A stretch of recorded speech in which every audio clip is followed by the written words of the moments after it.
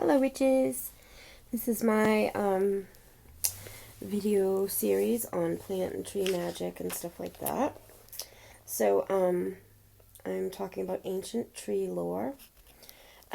White trees have been considered to be associated with the Fae, especially trees with holes and knots in them. A hallow is a place where the material and the spiritual realms meet. So that whole idea in Harry Potter of the Deathly Hallows actually has a little bit of truth to it. Because a hallow is like a place of equilibrium where they meet, and it's where everything is just at a standstill type of thing. So the white tree of Lunea, pictured with 7 stars, or the 7 sisters, the Pleiades, marks the gates between the dead and the living. That's why in May and in October, when they say that the veil is at its thinnest, is because these 7 stars are completely aligned with the horizons. This happens twice a year. In May, it's like the side of the year for life, and October is the side of the year for death. So when the tree is pictured with the 7 stars, it's associated, or without the 7 stars, it's associated with the fairy realm. So when you see the white tree without the 7 stars, this is the gateway. This symbolizes the gateway in and out of the fairy world. There's an old tradition with 2 tree branches. Tree branches in the stang, of the stang variety.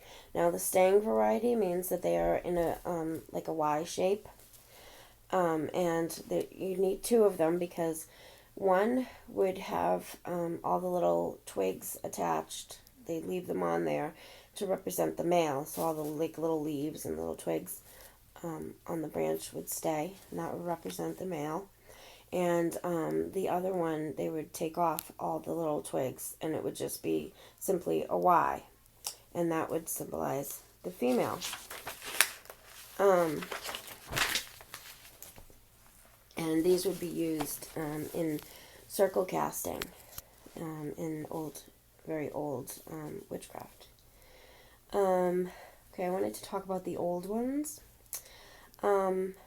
When very powerful spirits have been in trees for a very long time, these trees would take on the appearance of having like a face or a human type of features. These are like the guardians of the forest, similar to in Lord of the Rings. You see the tree beard and those type of trees. Well, that's actually real beliefs from the old days.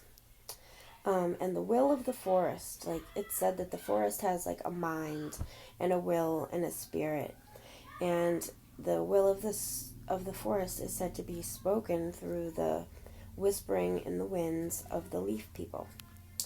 We've all seen some medieval art.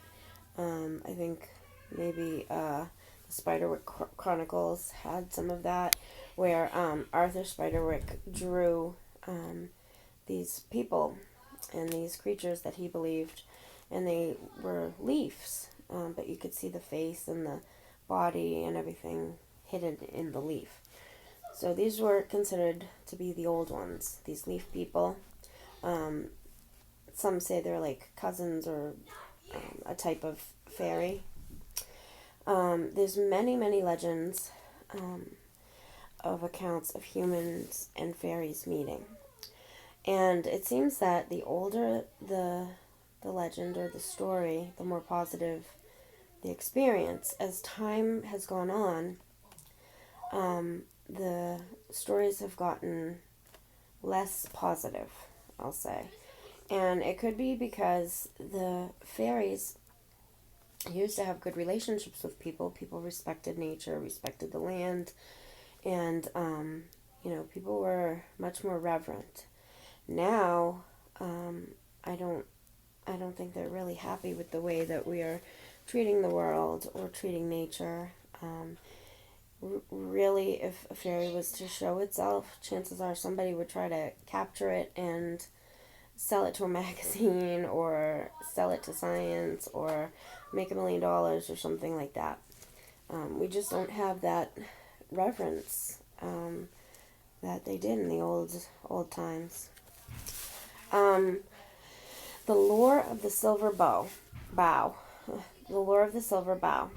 This was a bough from an apple tree said to be given by the fairy queen to a human.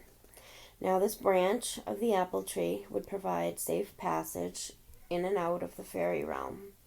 Also, apples would grow on it to provide food during the person's travel. The difference between this silver bough and a regular bough of an apple tree is that when touched or shaken, it would make a sound like tiny little bells ringing. The sound of this would cause humans to forget any and all of their cares. Again, I'm mentioning the Spider Chronicles movie because there was a point in the movie where Arthur Spiderwick is trapped by the fairies because they have caused him to just forget where he is, who he is, and 80 years have gone by and he doesn't even realize any time has gone by, similar to that. So these legends and these ideas that are in movies are really based on old folklore. So I think that's really cool and really amazing. And I don't know. There's a reason that kids